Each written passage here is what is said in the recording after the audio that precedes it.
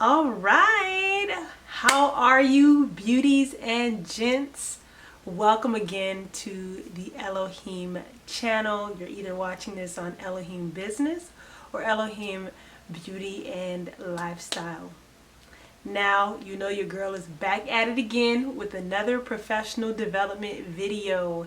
Yes, I am doing a level up series regarding professional development. I think it's perfectly relevant, especially on this channel when we talk about business and we talk about how we can make it from one step to the next in succeeding in our goals. So with that being said, today I'm talking about how to land a job. What some of you may not know is that I used to be part of recruitment. I used to recruit people when I was working in Orlando, Florida.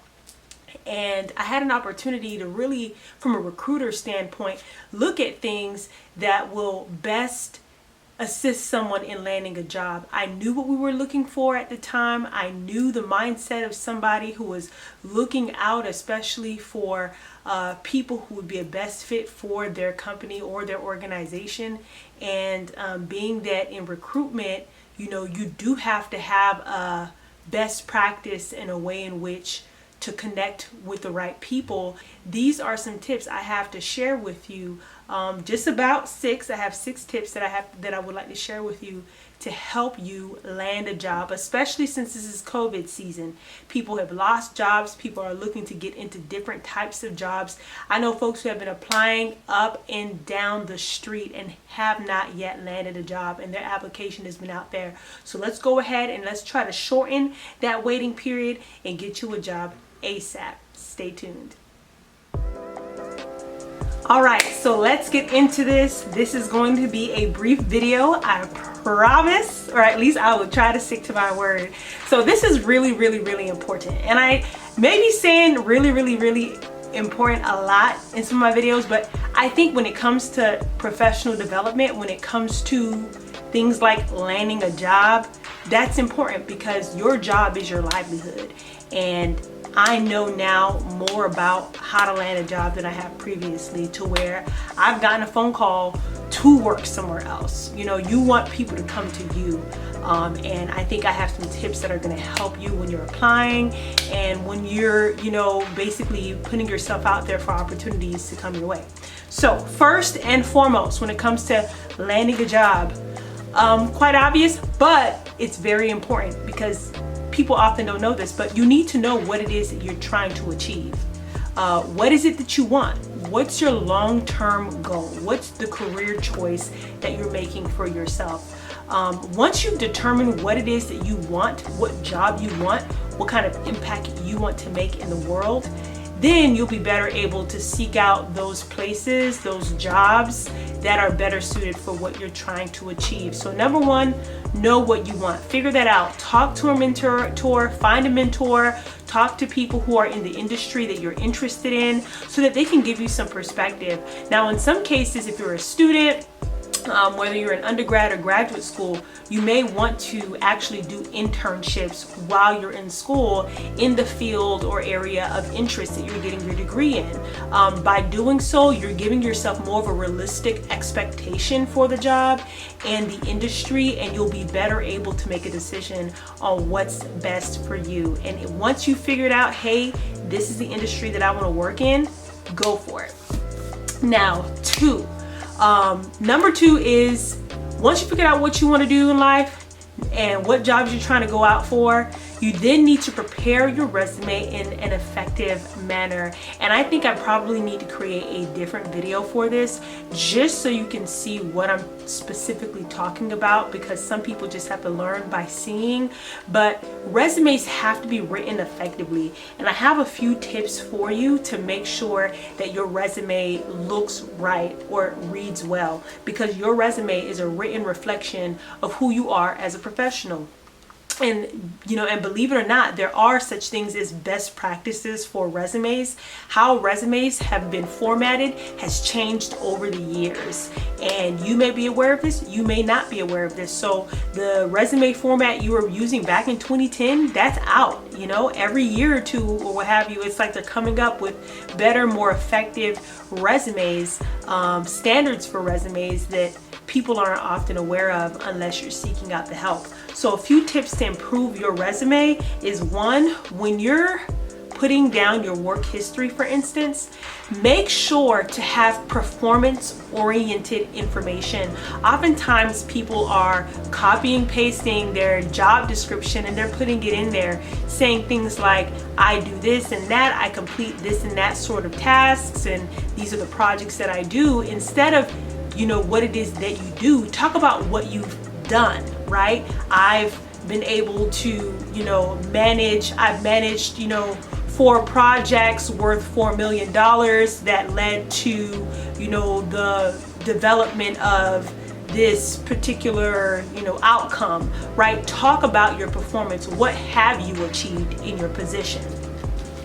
Next is you want to make sure that when you're listing your jobs, I know that oftentimes people are listing them chronologically, but you may want to reconsider that. Instead, what you may want to do, especially from the recruiter standpoint or the hiring manager standpoint, is if your work history has anything that is relevant to the job you're applying to, make sure that you put those jobs that are most relevant to what you're trying to land at the very top of your work history. Why? Because the moment I look at an application, you know what, or a resume, the first thing I'm looking at is your work history, and I don't want to have to go down to 2000, 2001 or what have you after going through 10 different jobs you've been in to figure out that, oh, this person has experience relevant to the job. Instead, you should put that job that's most relevant at the top, even if it was just a few years ago,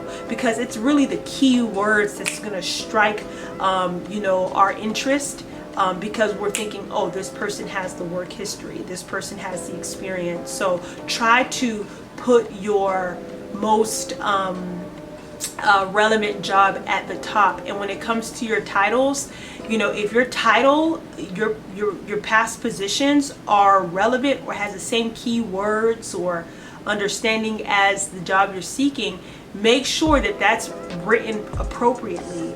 You know what I'm saying? Like if you're going for a project manager role and somewhere down in your history you were a project coordinator, put that at the top, okay? Because we're looking for that key term, project. Anything with management, coordination, things of that sort, make sure to put that at the top. And then also make sure that when you're talking about your job performance and what it is that you've accomplished in your role, you know, make sure that the lingo, that the terminology you're using in those descriptions are similar to the descriptions on the job posting. I don't know why people don't know this, but it helps the recruiter, it helps the hiring manager a lot more, because we're reading your, you know, your work history, and it's you know, it's clicking every, you know, thought in our minds that you're probably the best fit experientially wise, if that's even a word, because it's matching the terminology that's in the description. So make sure that the lingo matches what's being posted, because then it's an easy connecting of the dots. And then my last tip is, and I know that people have different perspectives on this. I have as well, being that as a recruiter, I've been through so many different resumes. But one thing I'll say is that when it comes to putting your photo on resumes, I think you need to be careful with that. I know that, you know, with times changing, people feel as though it's important to make sure that, you know, your hiring manager or your employer have more of a sense of who you are. They can put a face to the name and to the job description and what have you that's on that resume. But I'd be careful with that, only because, you know, unfortunately people have biases. People who are considered generally beautiful, generally more beautiful than others, oftentimes will get treated better than other people who are not necessarily as beautiful as they are. And if you put a picture up there and someone's looking at your resume, you don't know who that person is. That person doesn't even know who you are as an individual. Right now, your information is on a sheet of paper and they see your face and they may be thinking, that person's not that cute, versus the cutie to the right whose resume may not be as good as yours, but that person is beautiful, and who's to say that bias doesn't affect that decision. So I would be careful to leave my face on a resume. I think I'd eliminate it all completely, because by the end of the day, you would have done so many other things, which I'm going to lay out in other tips, to connect and to make a better impression so that your resume makes its way to the top of the pile. Okay, moving on to tip number 3, right? I said 6, we're already halfway there, you see? Okay, so the number 3, very, very important. If you do nothing else, make sure you're doing this. Not saying that the other elements aren't important, because they are. They all need to go together. But you need to network. Network, network, network. It doesn't matter how many applications you put out there. It doesn't matter, how much job experience you've had. It doesn't matter sometimes how well you perform at what you do. If no one knows who you are, if no one knows your capabilities, if no one knows how great of a person that you are, the character, the value, the integrity that you have, the hard work ethic that you have, that you are personable and deal well with other people, if no one knows you, you're limiting your opportunities of jobs. You really, really are. People hire people they know. People prefer to hire people they know, because you reduce the risk of the unknown. When I'm hiring someone I've never met before or never seen before or can never attest to their character with,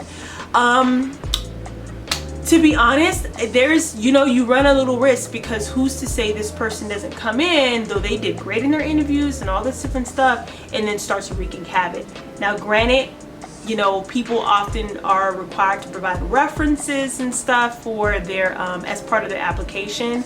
But I'll be honest, being a recruiter, working for managers, they will often, the first thing they'll do when the moment that job is posted, or even before a job is posted online, they're asking their network of employees, they're asking their colleagues, they're going back to their associations, hey, do you know anyone who's good for this job? Hey, let your family, friends, or anyone you know that we have a job opening if you think that they fit the description. I mean, they are already trying to poach people based off of their network of people. They care about credibility, and they don't want to run a risk of catching someone from the outside who may not be a good fit, versus someone or someone that is known by someone that you trust. I rather hire someone that was recommended to me by a colleague, and a colleague who is a stand-up person, who has good work ethic, who see things from a good perspective. I rather go with that person's choice than a random person I've never met who seems to have a great resume and has some references. My reference is a person that I know. Network, network, network. And now you're asking, so where do I network? Well, there's plenty of options for that. The first is, especially if you're a student, start super early. Start as early as you can. And even if you're not a student, if you're not young, you still have an opportunity to do this. But make sure you join professional associations. Professional associations are not just for professionals. Oftentimes they have programs, scholarships and opportunities for students, because they're trying to raise up the next generation of professionals in their field. And so if you find an association for the career that you're looking for, whether it's a bar association if you're a lawyer, if it's public administration like me, some sort of governmental type profession, if it's private sector related, nonprofit related, find them, okay? Find those associations, especially if they're well known, they're national or international. Join them. Oftentimes they have a local chapter or a regional chapter, and you can join and be a part of that movement. And by doing so, you're opening up yourself to opportunities. And oftentimes they have job boards as well. And if you're in a network where you've use that opportunity to get to know people, you've been to the events, you shook a few hands, you kept in contact with people, you tell them that you're a student, or you tell them that you're looking for work. Listen here, the moment an opportunity shoots up, Lord knows how soon or how long that may take, but the more people you know, the more options you create for yourself when the opportunities arise, and they often may arise a lot sooner than later. So get connected, join an association, make sure people know who you are. And then my other tip for the networking is that, you know, make sure you're active. Like when you go to a meeting, speak up, let people know who you are, share your input, show that you're intellectual, or show that you have an interest or a passion for that career. And excuse me, oh, my voice. Oh, that'll get a little dry. But make sure they are aware of who you are. Make an impression on people. You join a chapter meeting, speak up, raise your hand, ask a question, get involved, and do so enough times that people are going to come up to you and say, hey, nice to meet you. I think you gave a great response to that question that was asked, or that was a good question that you asked, or you know, you seem very passionate about what you do. I've had someone come to me at a conference and say, listen, you have a lot of energy, and there are people who are looking for that in their workplace. They will literally come around you. They will build, you know, they'll be attracted to that, and right before you know it, you're gonna get a job. And I was like, wow, that's so encouraging. So yeah, so that's basically it for that one. Number 4 is to call or make an appointment to speak with the hiring manager. So whoever is going to make that final decision for that job you apply for, make sure you try to speak to that person. After you put your application in, whether you know that person or not, make a phone call. You'd be so surprised how many people are not doing that. You're already standing out by doing that. So make a phone call, have a meeting with that person, you know, ask questions, show that you're genuinely interested in the job, in the organization, you know, ask a few questions, and really allow it some time for you to engage and let them know that I would truly be interested in doing this job for XYZ reasons, you know. And then afterwards, you know, after they have that appointment with you, you know, send them an email, send them a card. Thank you very much for your time. Again, I am interested in this position, and you know, I hope to stay in contact with you in the future. Something of that sort, because you're leaving again a positive impression about yourself. And then number 5, you want to make sure that after you've completed an interview, that you send a card. I would say a handwritten card, or something to show your appreciation for being considered for the job. People will send emails sometimes after the interview, and that's fine too. But when someone does something that's more personal, like writing something, you know, in a letter or in a card, showing appreciation, that just shows you're willing to go the extra mile, and oftentimes that's taken well. That was a nice gesture of you.